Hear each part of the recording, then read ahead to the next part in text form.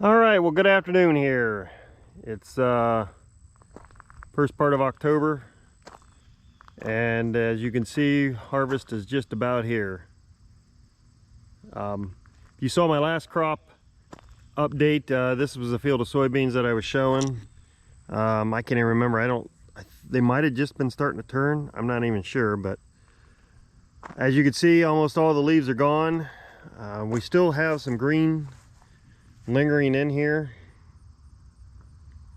So not quite sure how much longer these are going to take, but I do have a couple fields of beans that had a little bit early mature variety, and I think those might go here pretty quick. Just to give you an update, the weather wise,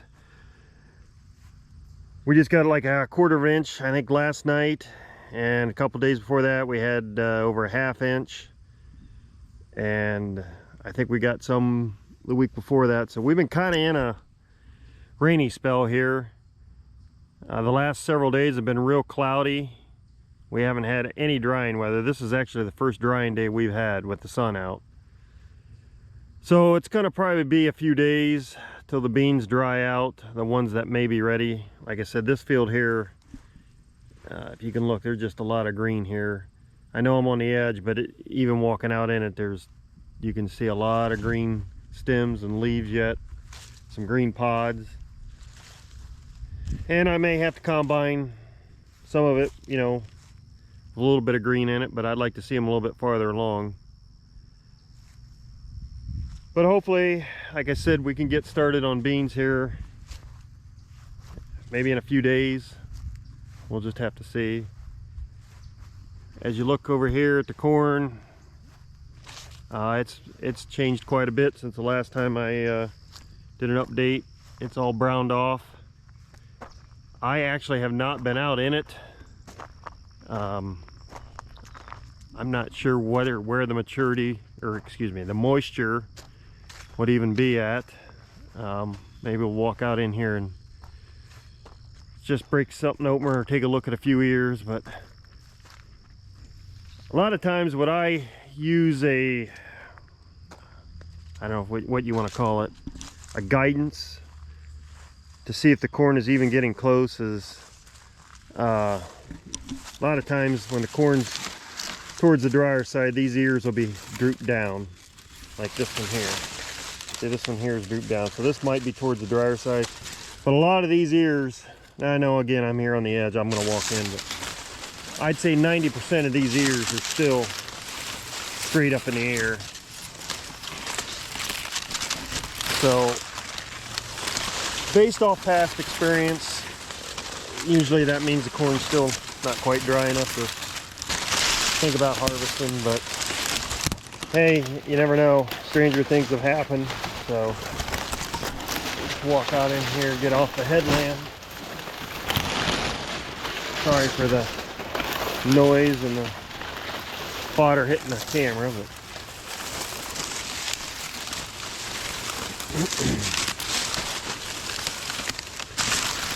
this was planted the 1st of May, so it had a good start. Now we're getting into some rows. I'll tell you what, just walking here, I know you can't tell, but I'm cutting in with my foot. I mean, I'm sinking in with my heels big time, so I don't even know if the ground conditions are even fit. We've had quite a bit of rain here in the last 2 weeks. I'd say we've had well over 2 inches. I think one of those hurricanes we had like 1.7 inches from it, and we've got some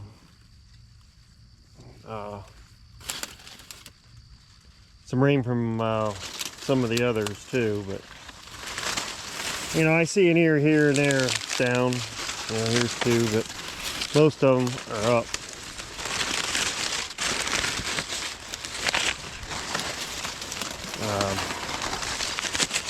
This is actually, like I said, the first I've walked out in that field.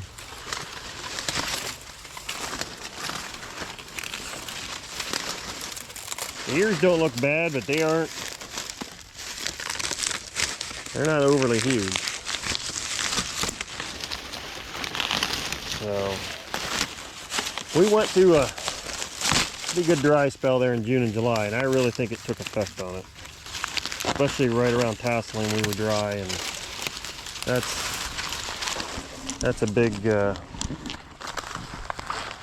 big source of moisture at that point in time, I think. But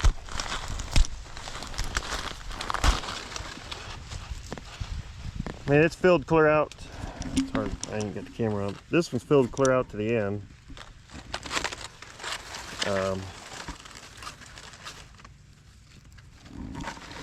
See if I can do this holding the camera kind of many rows around, but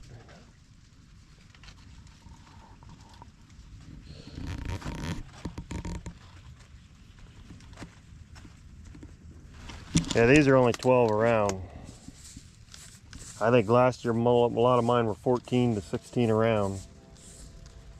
So, and again, you know, the corn when it's growing, it's usually, I don't even know if it's knee high. I don't forget what V stage that is. I don't know if it's V5. But they say right around then is when the plant determines its how many kernels around is going to be on your ears. And that was in June, and again we were stressed a little bit at that point in time, so it's hard telling. I'm not expecting a bumper crop, but hopefully it does a little bit better than average. Let me see if I can break it open here.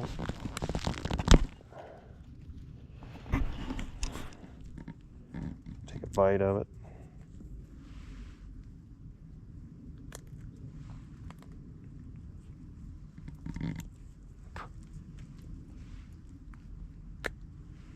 It's got a little snap to it when you chew on it. It's not overly wet by any means, but whether it's at 23% or 20%, I don't know.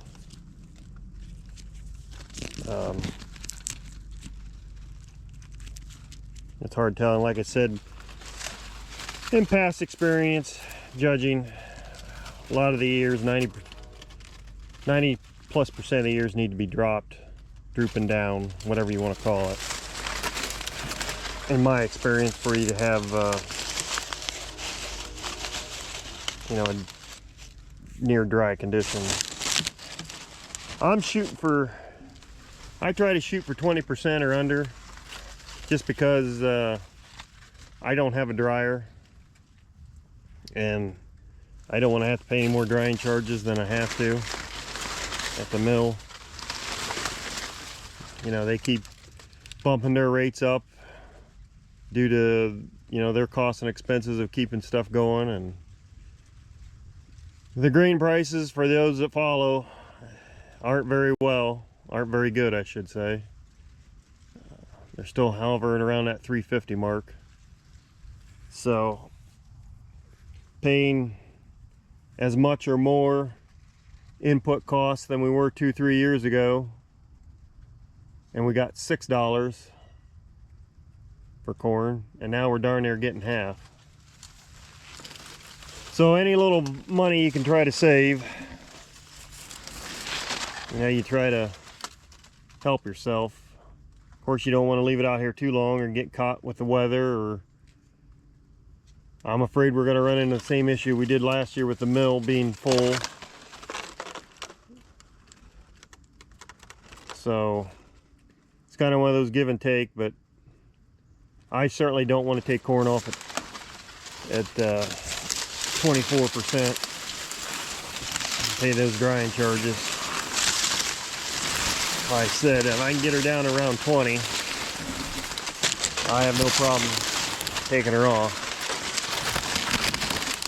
Seems like that 20 is a good mark, not only for, you know, the drying costs and stuff, but it just seems a combine does a decent job. You don't get a whole lot of loss from the heads and stuff, where if you get too dry, then you start getting like head loss, because it's so dry that the minute it hits the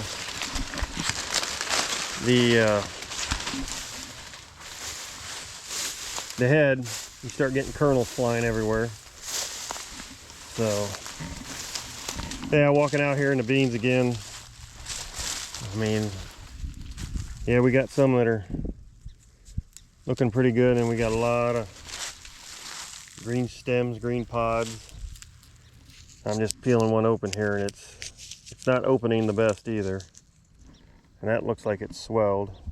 It's not completely, you know, those round BBs that you usually get out of beans. I'm pretty sure it's going to probably be gummy. Oh yeah, that was pure gumbo. So yeah, these beans need some more drying. We were doing good there around 1st September. Things were really drying out. Things were turning fast. Things were drying down. The fields were in great conditions.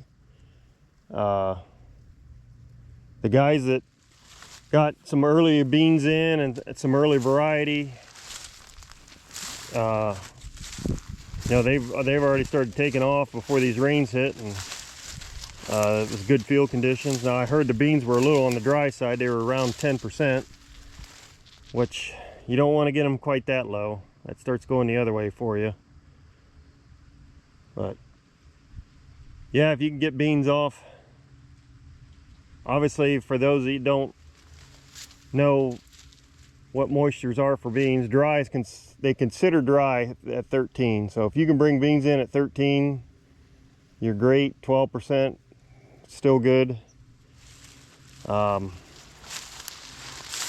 Now as far as drying goes, most elevators only charge, or not charge, but that shrink from the moisture.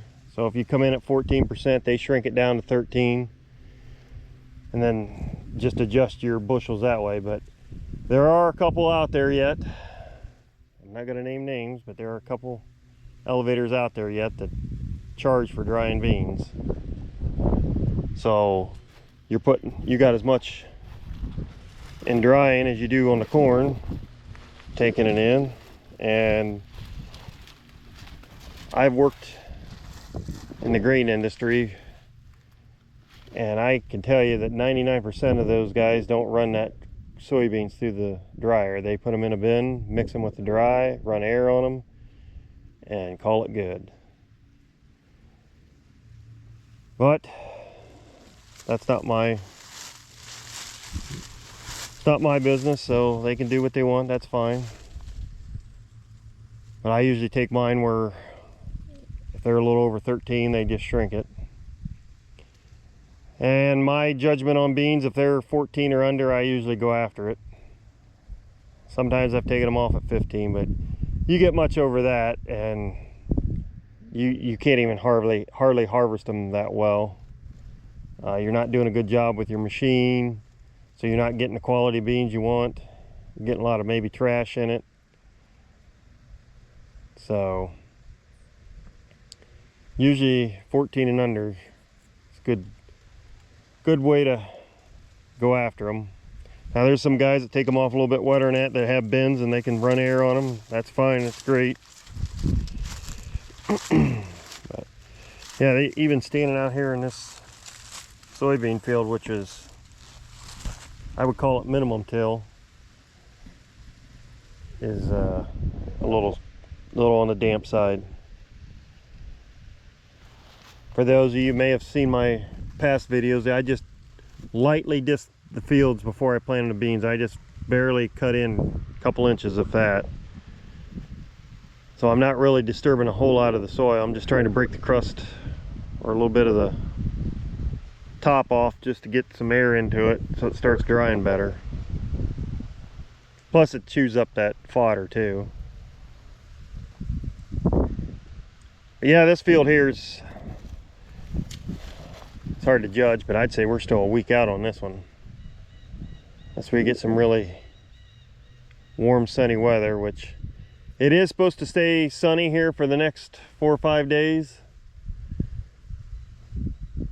But temperature wise, I think maybe low 70s, which isn't bad, but they'll really dry off if you had them in, if it was up in the 80s.